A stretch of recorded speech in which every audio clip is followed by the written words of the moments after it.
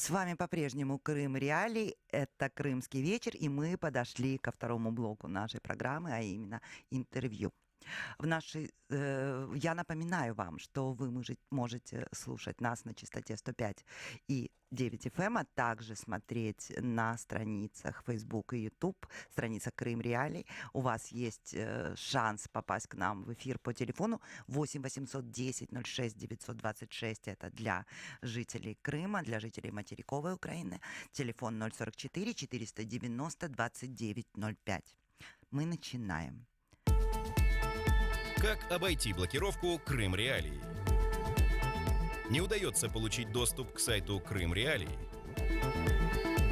Скачайте и установите программу Псифон через поисковик на компьютер или смартфон. Когда соединение установится, заходите на нужные сайты через обычный браузер. Крым Реалии. Крымчане имеют право знать.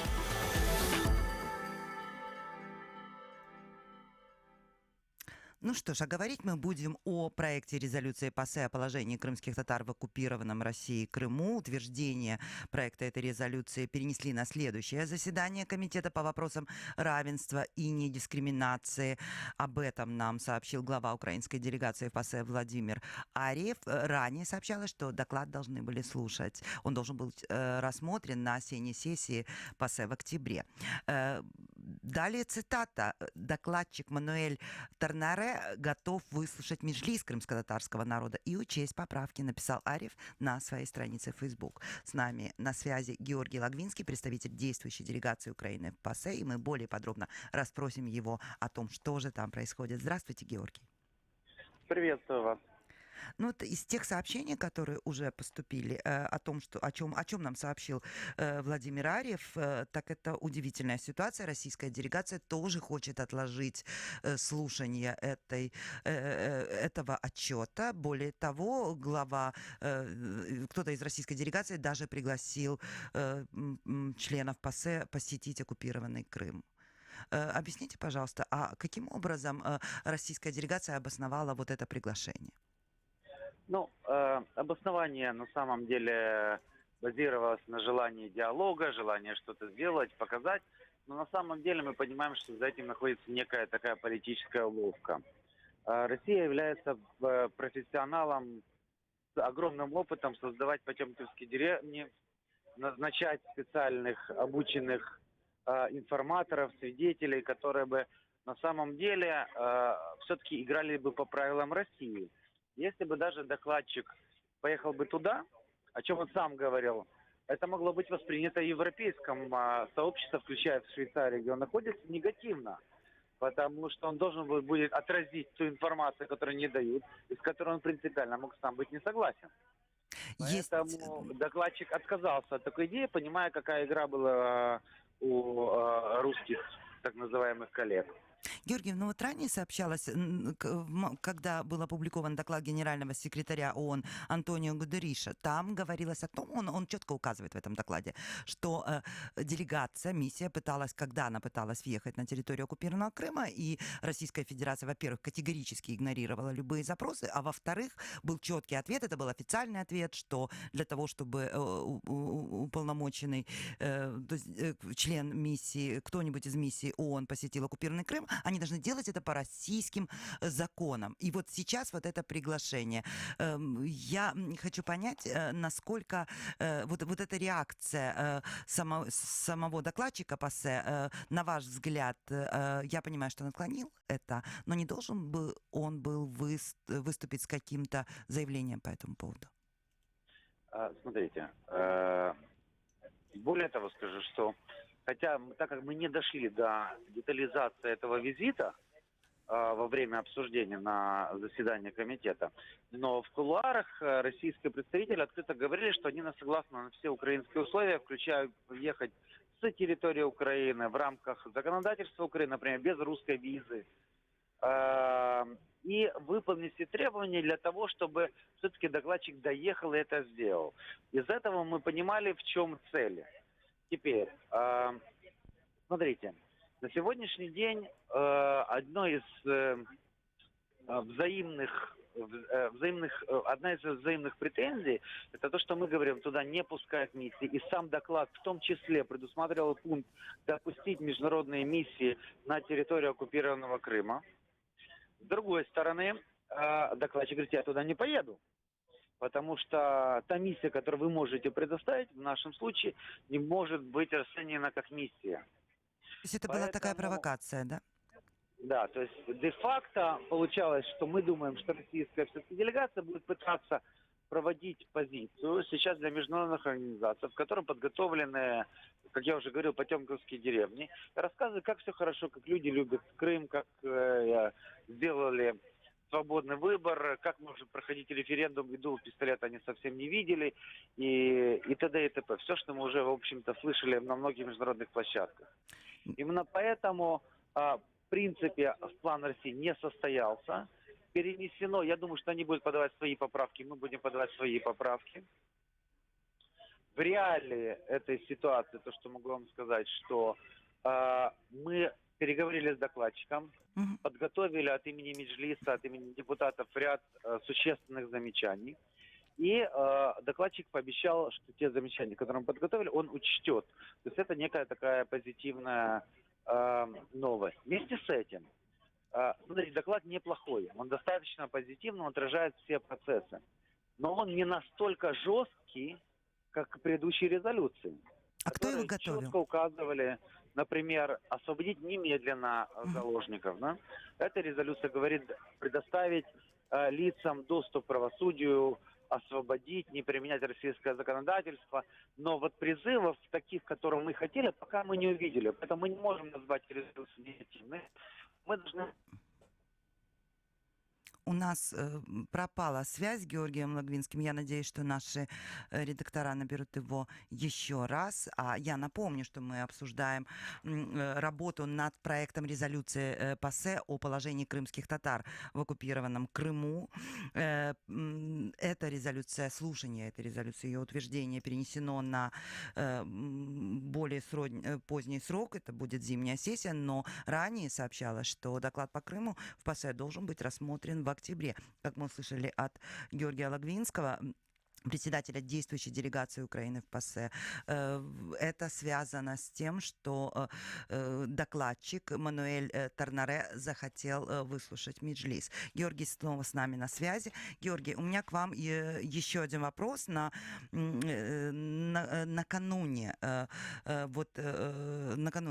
вашей поездки в ПАСЕ произошел некий скандал, потому что глава делегации Украины Владимир Ариев обвинил председателя Верховной Рады Дмитрия Разумкова в блокировке поездки. В частности, говорилось о том, что с вас в том числе сняли статус полномочного посла, и что председатель Верховной Рады не подписывал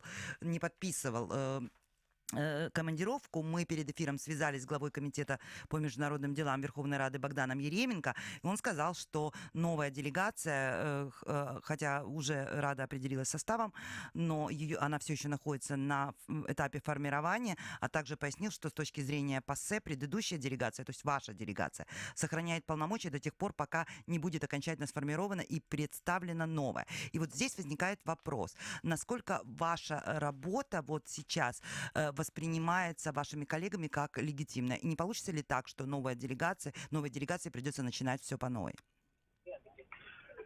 Ну, давайте разделим эти задачи на несколько все-таки составляющих. Первое. То, что касается политическое противостояние, то я бы советовал старым и новым депутатам поучиться у Парламентской ассамблеи Совета Европы. То есть люди принадлежат разным политическим группам, соответственно, политическим силам. Но ни у кого не возникает умных идей, которые часто присутствуют в нашей стране, кому-то вредить, а кого-то оскорблять, унижать. Наоборот, люди делятся мнением и находят истину. И совместно борются, например, в вопросах прав человека и поддерживают друг друга. Поэтому мне кажется, что этому мы еще не научились. И вот это одна из тех вещей, которая нас делает европейцами пока только географически, и не делает европейцами в политическом плане. Это первое. Поэтому я это бы посоветовал всем сторонам.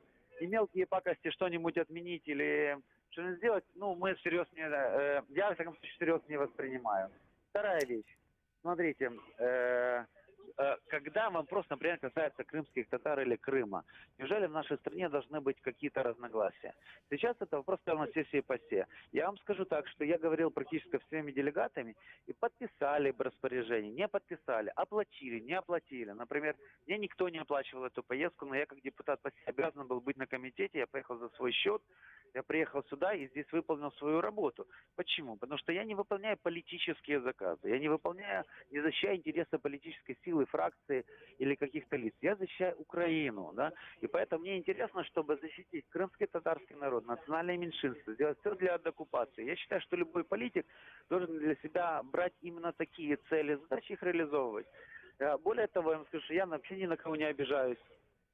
По двум причинам. Первая причина. Ну, знаете, когда солдат защищает свою страну, он может обижаться на генерала, да? Но это не причина для того, чтобы продавать Родину. Сегодня мы дальше должны продолжать защищать Родину. Я знаю, как люди нам аплодировали, когда в парламентской ассамблее мы продолжали санкции в отношении Российской Федерации, и это давало миллиардные убытки Российской Федерации. Вместо покупки оружия, отправки его на Донбасс, и делать полуостров строгого режима в Крыму, они, к сожалению, платили убытки и не уничтожали наших граждан. Георгий, выполняли. насколько вот этот инцидент повлиял, на ваш взгляд, на то, что на вашу работу? Мне кажется, что те делегаты, у нас одна из самых сильных делегаций за всю историю, парламентская ассамблея, я вот занимаюсь деятельностью как правозащитника, помощник Мустафы Джемилева уже более 15 лет. Я могу сказать, что авторитет депутата зависит от самого депутата. И такие люди, как Арьев, я надеюсь, ваш покойный слуга, которые были избраны на многие должности, избраны депутатами ПАСЕ, как раз и говорит о персональном авторитете. Поэтому мы персональный авторитет не потеряли. И я думаю, что те люди, которые нас поддерживали, будут поддерживать нас и дальше. Но еще я хотела уточнить нас, перед тем, как оборвалась связь, вы говорили о мягкости резолюции. Там до этого Владимир Арьев говорил, что были какие-то такие дивные нестыковки о том, что, ну, например, вместо крымских татар кое-где было написано просто татары. То есть что вам удалось исправить? Смотрите, были действительно такие вещи, как не крымский, татарский язык, были не крымские татары, а татары в Крыму. Это не совсем точные формулировки, о которых я указал во время своего обращения на комитете докладчику. Потом отдельно еще объяснил. Точно так же там были вопросы, связанные с национальными меньшинствами. Крымские татары настаивают, что мы все-таки коренной народ Крыма. И это тоже нужно отражать и, соответственно, дальше указывать нормативно-правовые акты международные, которые говорят о коренных народах. И докладчик концептуально не был против этих поправок. То есть вам удалось внести эти ссылки? Да, но самый основной вопрос, смотрите, российская делегация на самом деле вернулась с условием обратно в ПАСЕ.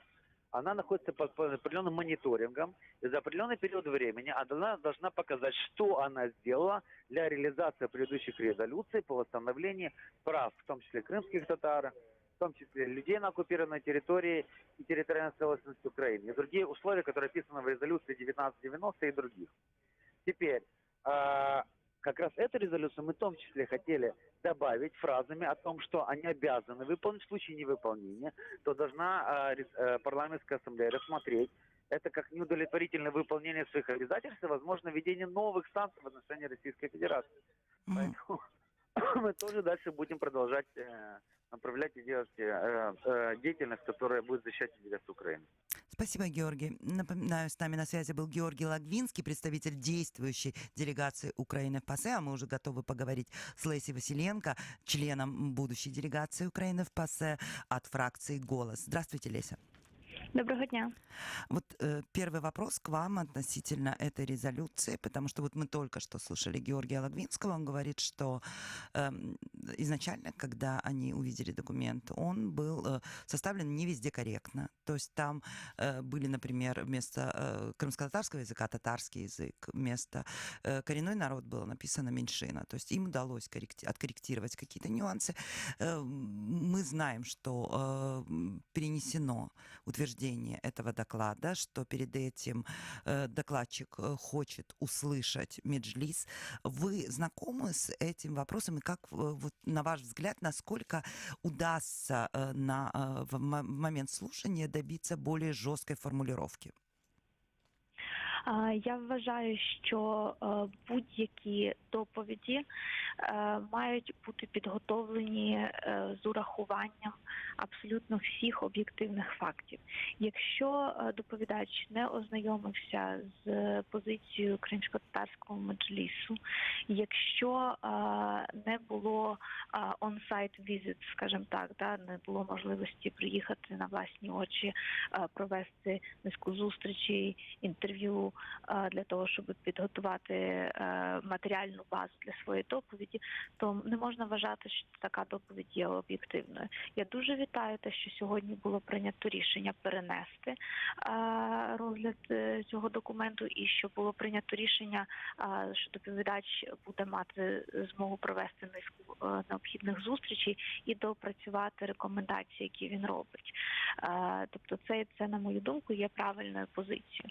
Що стосується української сторони і майбутньої делегації в ПАРЄ від українського парламенту, то тут постає більш важливе питання. Нам потрібно зрозуміти нашою делегацією, якою буде стратегія української делегації в ПАРЄ, тому що ситуація дуже складна, дуже напружена, враховуючи, що на літній сесії було проголосовано за те, щоб Росія повернулася до ПАРЄ, і враховуючи, що ту незначну кількість держав, які все-таки не підтримали таке рішення і наполягали на тому, щоб в Раді Європи були дотримані принципи і цінності, заради яких ця організація, в принципі, створювалася 70 років тому. Лесь,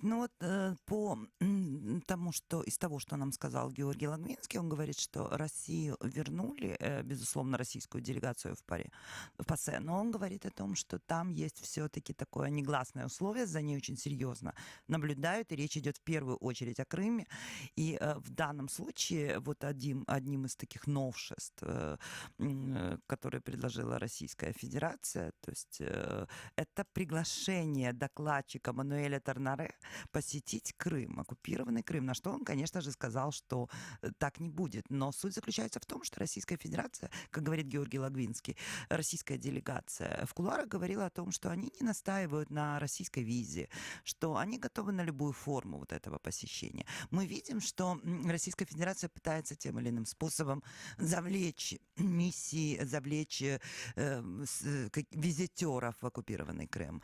На ваш взгляд, насколько новая делегация в ПАСЕ понимает опасность происходящего и может противодействовать подобным попыткам?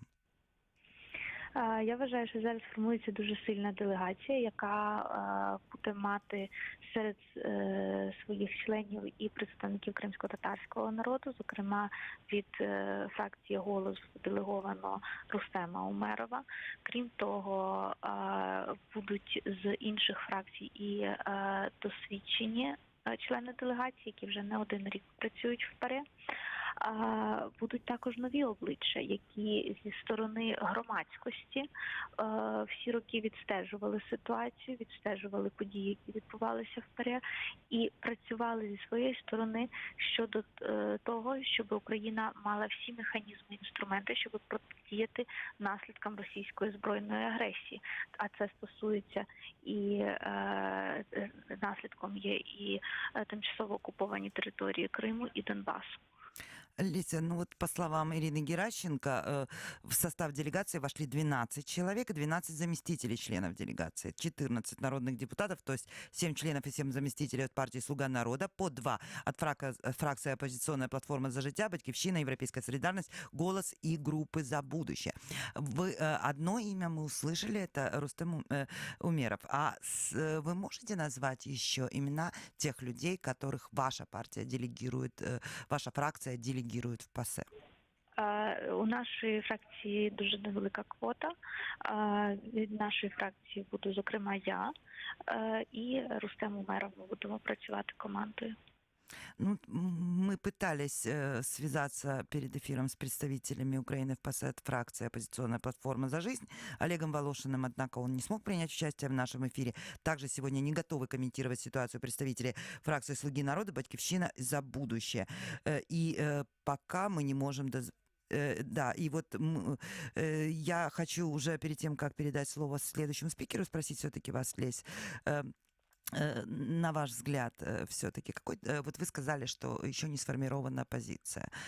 Что вы ожидаете, я понимаю, ваших 2 человека, да, это известные имена, что вы ожидаете от делегации? Насколько она продолжит вот этот курс, который держался все эти 5 лет? Я особисто чекаю, що делегація наша збереться найближчим часом, і ми для себе визначимо чітку стратегію протидії Росії і проявам російської збройної агресії, і використаємо той інструмент, який нам надається через участь в парламентській асамблеї Ради Європи, для того, щоб відстоювати інтереси України, і для того, щоб були дотримані принципи демократії, принципи поваги до прав людини, заради яких і створювалася організація така, як Рада Європи. І ця стратегія має бути вироблена не лише в рамках делегації України в ПАРЄ, але і для інших делегацій, які беруть участь в парламентських асамблеях, таких як парламентська асамблея НАТО, парламентська асамблея ОБСЄ. Для нас, українців, критично важливо на всіх фронтах зараз діяти об'єднано і діяти згідно єдиної стратегії, яка направлена на захист інтересів України, на повернення наших територій і на захист прав наших громадян, які зараз знаходяться на тимчасово окупованих територіях. Спасибо, Леся. С нами на связи была Леся Василенко, будущий член делегации Украины в ПАСЕ от фракции «Голос». А мы уже готовы поговорить с Марией Ионовой, представителем действующей делегации Украины в ПАСЕ. Здравствуйте, Мария. Добрый вечер. Можете ли вы открыть уже информацию о том, кто от партии «Европейская солидарность» станет членом будущей делегации? Планується, що це буде Олексій Гончаренко і Андрій Лопушинський. На ваш взгляд, вот будущее голосование в ПАСЕ за резолюцию по дискриминации крымских татар на территории оккупированного Крыма. Как рассказал нам Георгий Лагвинский, это очень важный документ. Они, во-первых, там ссылаются на международные документы по коренным народам. Во-вторых, в этом документе есть призыв к требованию к Российской Федерации допустить миссии. В-третьих, в этом документе есть уже артикулированное требование прекратить судопроизводство по законодательству государства-оккупанта. Можем ли мы говорить о том, что постепенно в своей позиции Украина движется к тому, чтобы была применена к Российской Федерации конвенция, 4-я Женевская конвенция о правах жителей оккупированных территорий? Знаєте, я розпочну з того, що все ж таки це не перший рік, а 5-й рік ми намагаємося у всіх постійних парламентських делегаціях донести позицію те, що відбувається абсолютне безчинство і порушення прав людини на території півострова Крим. Ця резолюція є, скажімо так, черговою, і як ми знаємо сьогодні на комітеті, голосування за текст резолюції було перенесено на наступне засідання, яке відбудеться вже в Страсбургу.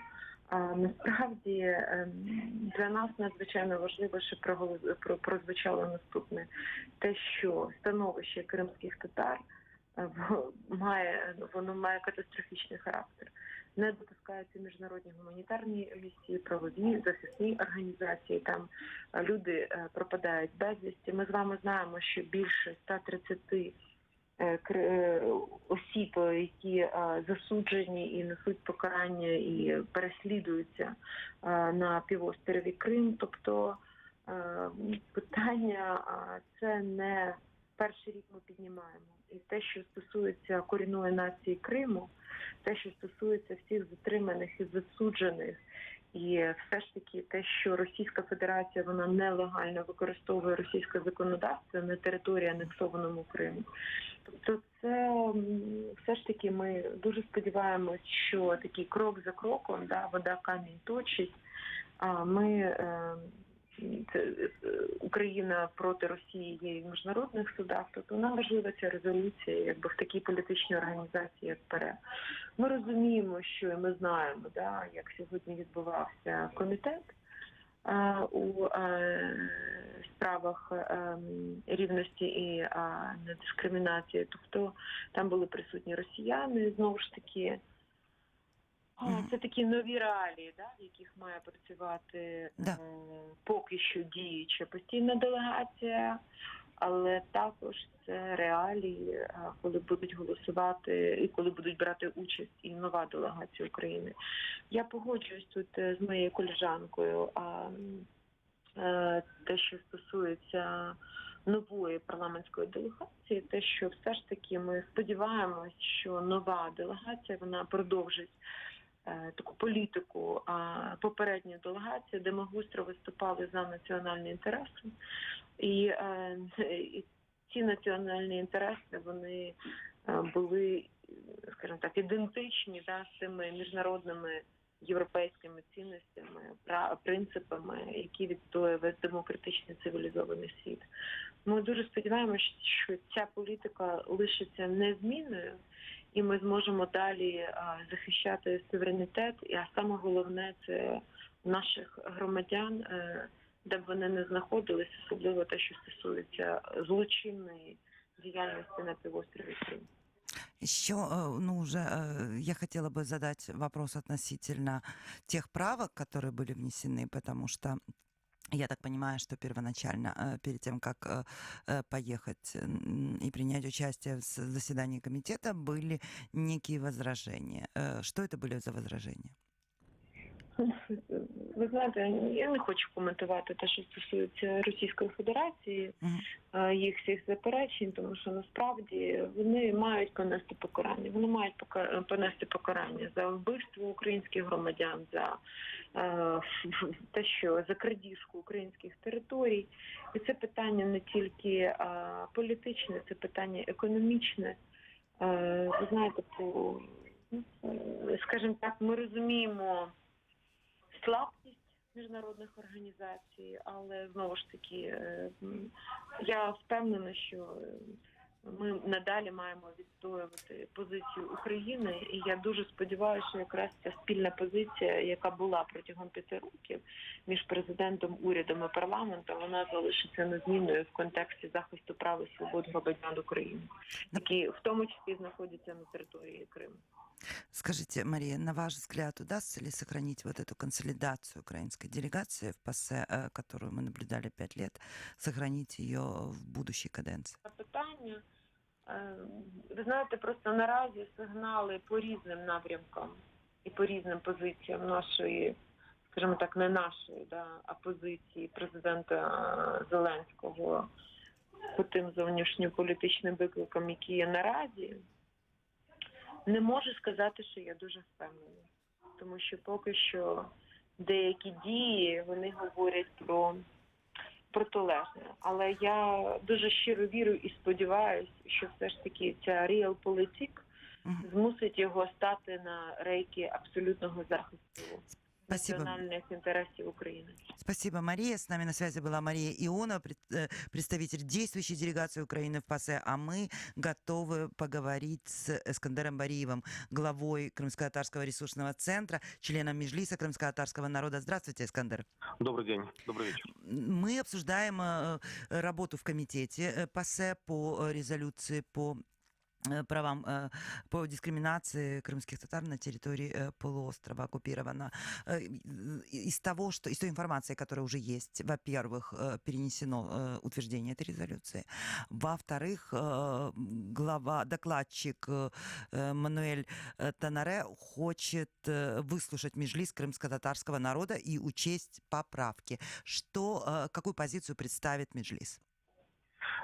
Смотрите, дело в том, что на самом деле о том, что существует проект резолюции, о том, что будет рассматриваться уже на комитете на этих днях и планировалось именно в осеннюю сессию. В этом плане, конечно же, мы узнали буквально на днях, и поэтому здесь я полностью поддерживаю позицию украинской стороны, которая в связи с рядом объективных причин, ну, во-первых, то, что мы поздно получили информацию, несмотря на то, что мы попытались внести по возможности изменения. При всем том, мы же понимаем, что изменение делегации украинской происходит, потому что парламент поменялся в связи с неочередными выборами. Поэтому и основная еще мотивация, чтобы... Дело в том, что действительно основной докладчик, он не посещал Украину, он не встречался с Меджлисом крымско-татарского народа, он не встречался с организациями, которые занимаются защитой коллективных прав крымско-татарского народа, в частности, крымско-татарским ресурсным центром.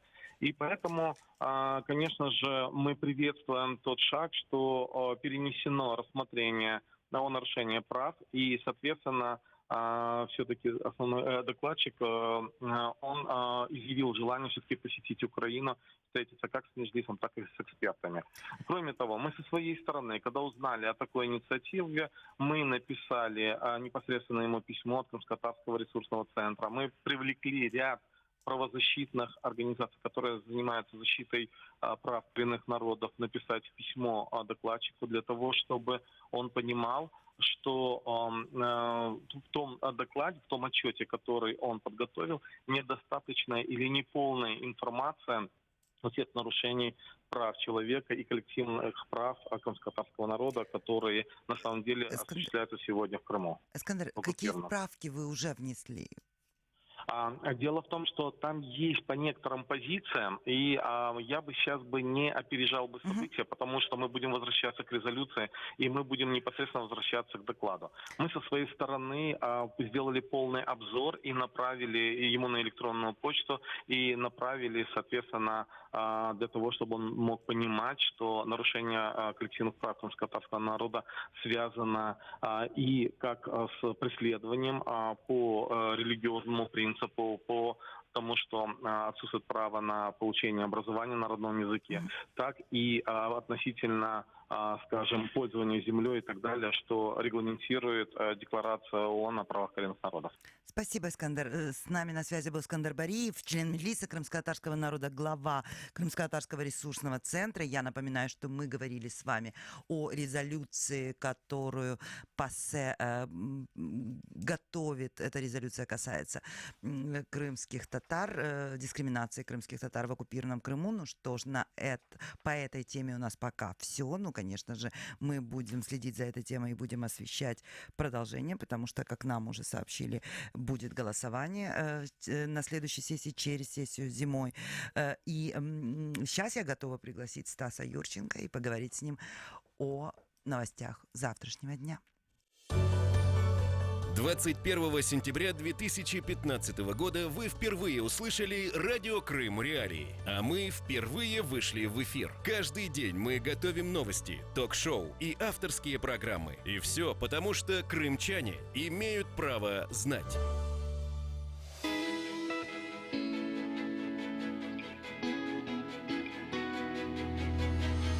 Крымский вечер с радио Крым Реалии. С вами Станислав Юрченко, Лариса Волошина, радио Крым Реалии. Мы продолжаем. Я хочу вам рассказать о том, что утреннее движение в центре Севастополя перекрывают на 3 дня. Об этом сообщает пресс-служба подконтрольного России и правительства города. По их информации, 11, 12 и 13 сентября с 5 до 10 утра из-за крестного хода вводится временное ограничение движения всех видов транспортных средств в центре города.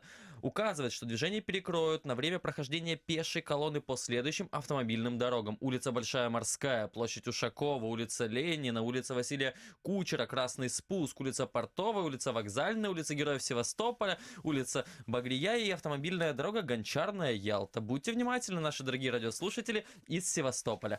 Мы переходим к блоку новостей завтрашнего дня. И вот первая же новость, я прошу прощения, Лариса, я не могу вам ее отдать. Это новость из моего любимого города Керчи. Керчи придет месячная акция по повышению активности пенсионеров. Ух ты. Центр социального обслуживания граждан пожилого возраста инвалидов города Керчь организовал проведение подобного занятия по йоге. Об этом сообщает портал Керчь.Инфо со ссылкой на слова ИО директора центра Татьяны Артемовой. Цитирую. «Стартует акция «Старшее поколение. Активное долголетие», которая продлится с 15 сентября по 15 октября. В программу акции будут входить занятия по йоге, которые преподает волонтер Валентина каждый вторник и в пятницу, сообщила сотрудница центра. Также керчане зрелого возраста смогут посещать занятия по изобразительному искусству, скраббукингу. Для тех, кто не знает, это вид рукодельного искусства, заключающий в изготовлении и оформлении семейных или личных альбомов, и английскому языку. Участвовать в мероприятиях могут все желающие, не только клиенты центра. Татьяна Артемова отметила, что центр нуждается в волонтерах, которые могут предложить свои услуги по проведению различных уроков и мастер-классов. Также Центр социального обслуживания граждан пожилого возраста и людей с инвалидностью планирует провести выставку «Handmade» работ участников акции, организовать танцевальный вечер 50-х годов при поддержке творческих коллективов города. Ну что ж, раз мы уже говорим о мечтах, о городах нашей славы и дорогах, я хочу тогда уже поговорить о Феодосии. На Феодосийской дороге, как оказалось, все лето ездили по костям покойных. Вот такая невеселая мысль. 2 месяца назад сообщалось о жуткой ситуации в Феодосии, где автомобили ездят по человеческим останкам. Кости высыпались на дорогу из открывшегося массового захоронения. С момента обнаружения останков местными археологами прошло более 4 месяцев, и проблема уже давно могла быть решена. Но, увы, никаких изменений так и не произошло. Все лето гости и жители Феодосии ходили по человеческим костям. Об этом сообщает газета «Комсомольская правда». Дальше, вот ваше мнение. 2 новости из Симферополя или еще 2 новости с Керчи? Давайте бросим кости. Я думаю, что все-таки из Керчи. Давайте пойдем. На День города в центре Керчи не продадут алкоголь. Вот такая важная информация для жителей Керчи. В связи с проведением мероприятий, приуроченным к Дню города 2019, будет ограничена продажа алкоголя в Керчи. Об этом сообщает пресс-служба российской администрации города. Запрещается продажа алкогольной продукции за 2 часа до начала проведения, во время проведения в течение 1 часа после окончания мероприятий. А я напомню, что мероприятия, приуроченные ко Дню города 2019 года, пройдут в Керчи 14 сентября в районе площади имени Ленина с 10:45 утра до 22:00. Ну что ж, я тогда уже прочитаю новость про Симферополь. Мост через Салгир останется без ограждений и перил. Ой. Вот какая-то у меня сегодня такая вот очень трагическая тема. На одном из небольших мостов через реку Салгир в Симферополе не будут установлены ограждения. Об этом заявили в компании «Асгард», которая занимается реконструкцией набережной реки. Речь идет о мосте на территории парка имени Гагарина. Далее цитата. «На этом мосту не предусмотрено ограждение. На этом мосту было высказано очень много противоречивых мнений, от сноса его до «оставьте в покое». Автор концепции рекомендовал нам оставить все как есть, цитирует председателя компании издания 3652. От себя добавлю, что это правда будет не очень удобно, потому что я помню вот практически все мосты через Салгир, я не могу представить себе ни один из них, где это ограждение не имело бы, и вправду функции для того, чтобы оберегать граждан от случайного падения в речку, назовем Я ее думаю, что так. это очень опасно. Да, еще немножко новостей. Вот тут столько новостей из Керчи. Мне вот это очень понравилось. На клумбах в центре Керчи выращивают арбузы. Прекрасно. На клумбе в сквере Славы декоративных цветов практически не осталось. Клумбы посохли и более напоминают степь. А вот для бахчевых культур здесь раздолье. Уже вырос небольшой арбуз, передает Керчь ФМ. Напомним, в этом сквере уже по несколько раз сажают цветы, но почему-то их не поливают. Это очень интересная концепция. Когда-то точно так же экс-мэр Керчи Олег Осадчий высаживал кипарисы год за годом в центре города. Он их высаживал, они вяли. Он их высаживал, они вяли. И ну вот что, видите, какой настойчивый в Керчи был мэр. Прижились, между прочим, да, с какой-то с 5-й попытки, вот. Что у нас еще есть такого прекрасного? У нас есть Ялта. В Ялте состоялся показ документального фильма «Крымчане». Это в рамках международного кинофестиваля «Вместе» состоялся показ документального фильма Ашота Дзаяна «Крымчане». Об этом сообщает пресс-служба Ялты. Далее цитата. «Это история об обычных жителях Крыма. В нем нет постановочных кадров. Есть 30 историй, рассказанных жителями полуострова. Среди героев украинцы, армяне, греки, немцы, конечно же, русские. Словом, все, кто в мире и согласии живут живут в Крыму, рассказал автор картины, секретарь Союза журналистов соседней России Ашот Джазаян. Это великолепно, но следующая новость, мне кажется, круче. Пляж на дороге. Креативная работа потешила жителей Симферополя. Дело в том, что в ходе ремонтных работ на улице Володарского дорожники не стали дождаться автовладельца припаркованной иномарки. Работники просто обошли легковушку, оставив под ней пляж. Такая работа изрядно потешила жителей и гостей Симферополя. Далее цитата. «Прекрасный пример работы чиновников, мэрии, дорожной инспекции и всей остальной команды, отвечающей за порядок Симферополя. Спасибо, братцы, вы работали как могли», пишут пользователи соцсети ВКонтакте. Но это и вправду должно быть очень забавно. Насколько я понимаю, везде новый красивенький асфальт, и в одном месте вот такая вот непонятная плешь. Ну, Это творческий подход, Стас. согласен. Вот, дорогие наши радиослушатели из Симферополя, это все был творческий подход. Цените, ваши улицы стали уникальными. Еще мне понравилось... Вот вы знаете, вот мне понравилась новость о готовящейся переписи населения. Регистраторы будущей переписи населения в Крыму пожаловались на бродячих собак и плохую освещенность улицы. То есть вот это может сорвать очень серьезную акцию. Об этом сообщает нам Кафа Ньюс. По состоянию на 8 сентября крымскими регистраторами выполнено 96% запланированного объема работ. Регистраторы обошли свыше 407 тысяч домов. Отметили в их списках и на карте. Об этом сообщает пресс-служба Крымстата. Их задачей была актуализация базы данных и картографического материала для подготовки всероссийской переписи населения 2020 года. Однако, как отмечают регистраторы, их работе то значительно затрудняет, во-первых, отсутствие табличек на домах с номерами, а во-вторых, плохая освещенность улицы в вечернее время, ну и главное, это бродячие собаки, которые беспечно выпущены хозяевами на улице. Ну, честно говоря, вот вспоминаю Крым, я вспоминаю Керчь, Феодосию, Южный берег, и я понимаю, что да, это и вправду та еще задача пойти и сделать перепись, и вот и вправду неосвещенные улицы, непонятно где какой дом, стая бродячих собак, опасная у людей работа. Тем не менее, я напоминаю вам, что любая перепись жителей Крыма как граждан Российской Федерации является незаконной с точки зрения международного права и, конечно же, украинского законодательства. Поэтому, возможно, это украинские собаки. Возможно. И вот давайте под конец новость, но я не могу ее упустить, она из соседней России, но в ней есть нечто. Послушайте просто заголовок. Петербургский порнорежиссер выиграл спор с Россией в ЕСПЧ. Европейский суд по правам человека встал на сторону российского режиссера и продюсера фильмов для взрослых Сергея Прянишникова, который спорил с Россией о выдаче лицензии на производство таких кинокартин. Об этом сообщает Интерфакс со ссылкой на суд. ЕСПЧ решил, что Прянишникову отказывали в выдаче лицензии незаконно, нарушая Европейскую конвенцию о защите прав человека, в частности, права на свободу самовыражения. Ну что ж, мы недаром с вами говорили о творческом подходе. Вот к чему это все привело. Ну что ж, на этом мы заканчиваем «Крымский вечер» на радио Крым Реалии. Но мы не прощаемся с вами. Слушайте нас в эфирах каждый день. С вами в студии была Лариса Волошина и Стас Юрченко.